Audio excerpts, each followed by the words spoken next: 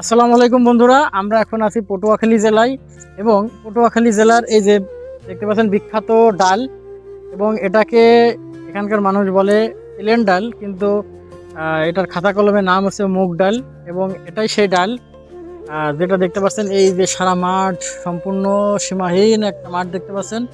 এই মাঠ ভরে এই ডাল বপন করা হয়েছে এবং এই এলাকার বিশেষ করে দক্ষিণবঙ্গে এই ডালের প্রচুর উৎপাদন হয়ে থাকে। সারা বাংলাদেশে উৎপাদিত প্রায় 40% ডাল শুধুমাত্র এক পটুয়াখালী জেলাতেই উৎপাদন হয়ে থাকে এবং ডালের সাইজগুলো দেখেন অত্যন্ত বড় বড়। এখান থেকে যে ডালটা পেকে গেছে শুধুমাত্র সেই ডালটা তুলে নেওয়া হচ্ছে এবং যেটা কাঁচা আছে সেটা রেখে দেওয়া হচ্ছে। এবং এই যে গাছে গাছে দেখতে পাচ্ছেন আরও অনেক ফুল আছে এবং গাছগুলো অনেক তরতাজা আছে, ফুল এসেছে, এই ফুলগুলো থেকে আবার হবে।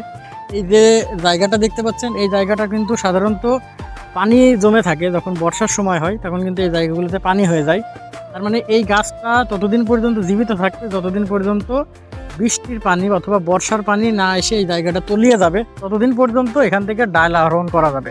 তো বন্ধুরা, এই ডাল আপনাদের এলাকায় কি নামে ডেকে থাকে অথবা আপনাদের এলাকায় এই ডালের চাষ হয় কিনা, যদি আপনারা এটাকে চিনে থাকেন তা অবশ্যই কমেন্টে জানিয়ে যাবেন।